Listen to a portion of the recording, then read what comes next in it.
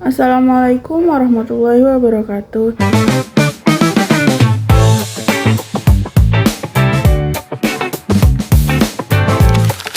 Halo Sobat Madrasah, dalam video ini kita akan membahas tentang komponen-komponen utama dari Central Processing Unit atau CPU. Kita akan pelajari gambar, nama, dan masing-masing fungsinya. Mari kita mulai. Yang pertama yaitu casing. Fungsi dari casing sebagai tempat kita meletakkan atau menempelkan motherboard, power supply, optical disk drive, hard disk, dan lain sebagainya. Melindungi berbagai komponen di dalamnya dari debu, panas, air, atau kotoran lainnya pada saat bekerja. Yang kedua, motherboard. Papan sirkuit tempat berbagai komponen elektronik atau komponen komputer lainnya saling terhubung seperti prosesor, video card, sound card, hard disk, dan lain sebagainya. Motherboard berfungsi untuk menghubungkan setiap komponen-komponen komputer tersebut agar bisa saling berkomunikasi satu sama lain. Setiap motherboard memiliki spesifiknya masing-masing. Spesifikasi seperti prosesor, apa yang didukungnya, dan berapa kapasitas maksimal RAM yang didukung oleh motherboard tersebut. Yang ketiga, processor. Processor merupakan sebuah alat berbentuk chip kecil yang berguna untuk proses berpikir dan logika dari perjalanan sebuah perintah komputer. Semakin tinggi kecepatan prosesor, maka semakin cepat komputer dalam memproses berbagai macam data. Yang keempat, RAM atau Random Access Memory berfungsi menampung data yang telah terproses oleh prosesor sebelum dialirkan ke bagian-bagian yang membutuhkan.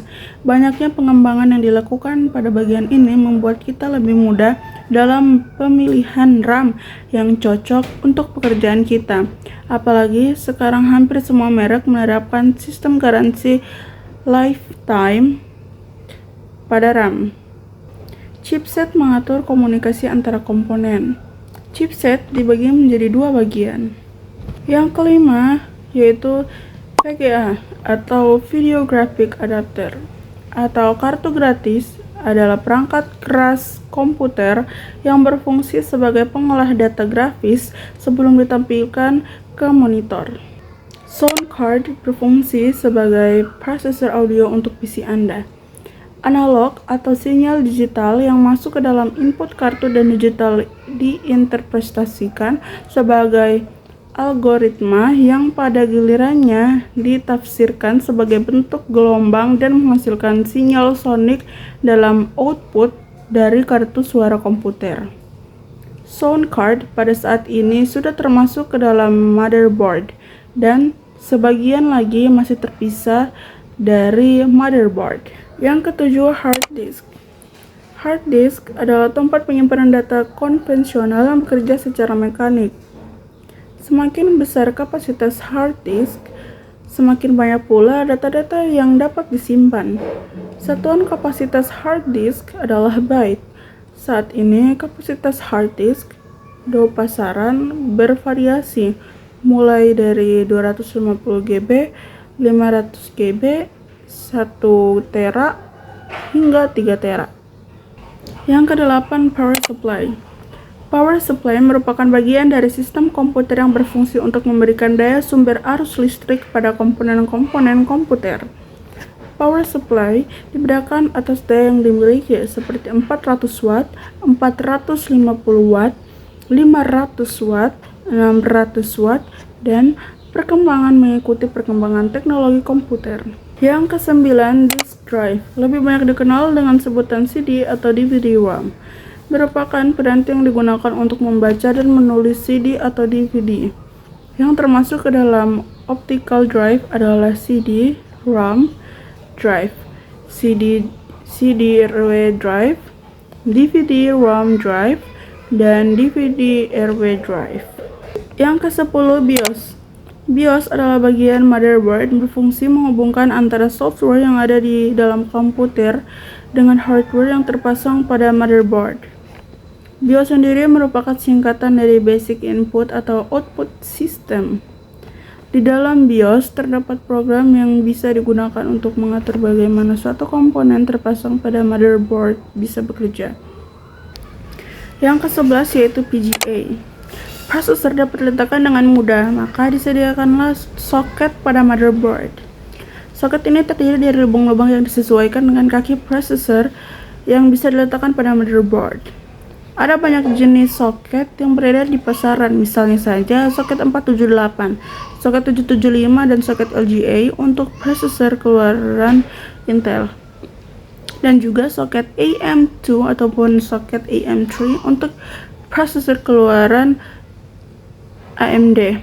Masing-masing soket memiliki lubang-lubang yang berbeda antara satu dengan yang lain, tetapi ada juga motherboard yang menyediakan lubang-lubang soket prosesor yang bisa digunakan untuk beberapa jenis prosesor. Misalnya saja soket 478 digabungkan dengan soket 775.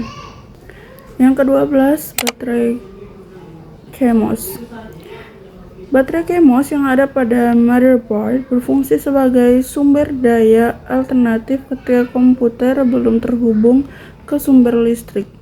Baterai ini sangat berguna bagi motherboard sebagai sumber tenaga dalam mengenali komponen-komponen yang terpasang pada motherboard.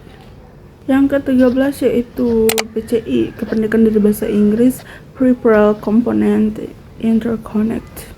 Adalah bus yang didesain untuk menangani beberapa perangkat keras. PCI juga adalah suatu bandwidth tinggi yang populer. Prosesor independen bus itu dapat berfungsi sebagai bus mezzanine atau bus peripheral. Standar bus PCI ini dikembangkan oleh konsorsium PCI Special Interest Group yang dibentuk oleh Intel Corporation dan beberapa perusahaan lainnya pada tahun 1992. Tujuan dibentuknya bus ini adalah untuk menggantikan bus ISA atau EISA yang sebelumnya digunakan dalam komputer IBM PC atau compatible-nya.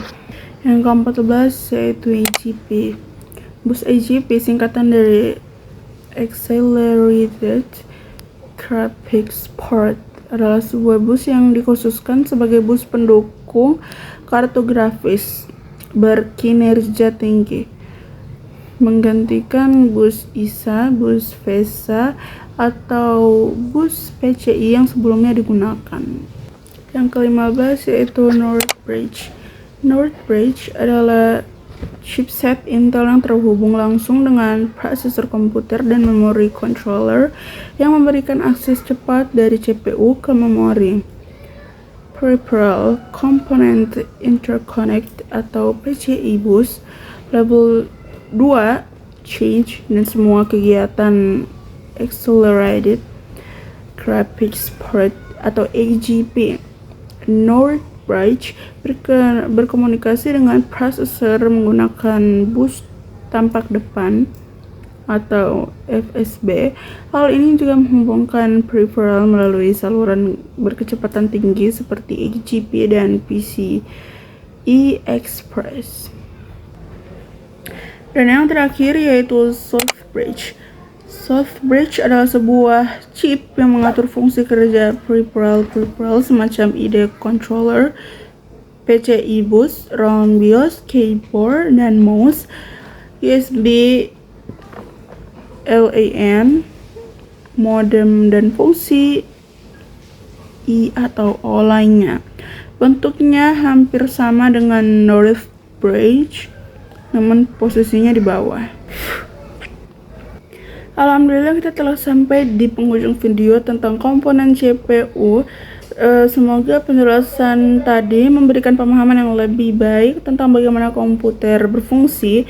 Mari kita memanfaatkan ilmu ini untuk hal-hal yang positif dan bermanfaat. Sekian dari saya. Wassalamualaikum warahmatullahi wabarakatuh.